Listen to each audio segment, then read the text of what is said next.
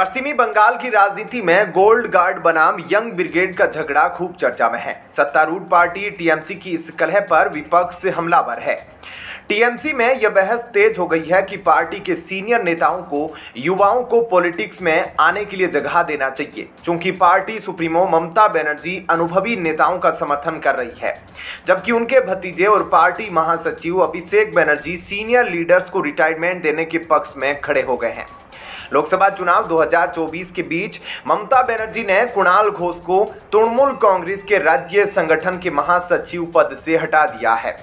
Derek O'Brien के हस्ताक्षर वाली चिट्ठी में कहा गया है कि पार्टी के विचारों से मेल नहीं खाने वाले विचार व्यक्त करने के चलते कुणाल घोष को राज्य संगठन के महासचिव पद से हटा दिया गया है।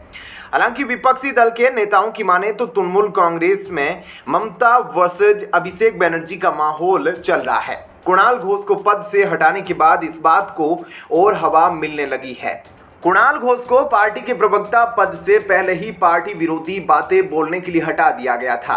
इस बार उत्तर कोलकाता के एक रक्तदान शिविर में कार्यक्रम में भाजपा प्रत्याशी तापस राय की प्रशंसा करने के कारण कुणाल को जनरल सेक्रेटरी पद से हटाया गया है।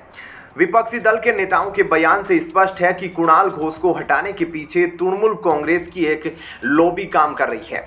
विरोधियों की माने तो वर्तमान में तृणमूल कांग्रेस में दो लॉबी है, एक ममता बनर्जी की तो दूसरी अभिषेक बनर्जी की। कुणाल घोष पूर्व में ममता बनर्जी की लॉबी से जुड़े थे, लेकिन वर्तमान में उन्हें अभिषेक बनर्जी के समर्थक के रूप में जाना जाता है।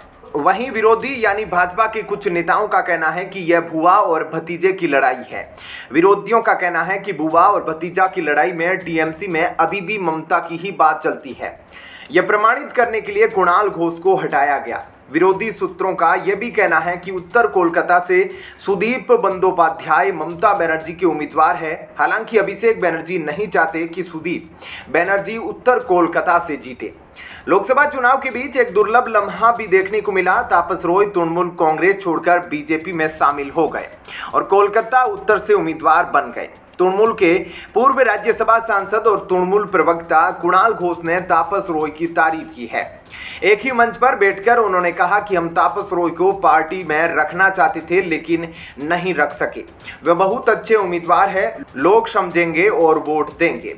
वहीं राज्य की सत्तारूढ़ टीएमसी पार्टी पिछले कुछ वर्षों से इस मुद्दे से जूझ रही है। इस मामले में पिछले महीने एक नया मोड़ आया, जब मुख्यमंत्री ने युवा नेताओं से वरिष्ठ सदस्यों का सम्मान करने की अपील की।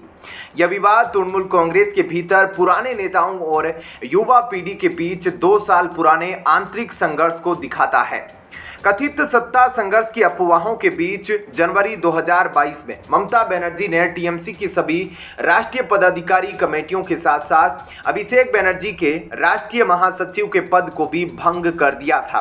उसके बाद एक नई कमेटी का गठन किया गया और अभिषेक बनर्जी को उनके पद पर बहाल किया गया था। ऐसे में क्या कहना है आपका, कमेंट सेक्शन में अपनी जरूर बताएं राय। धन्यवाद।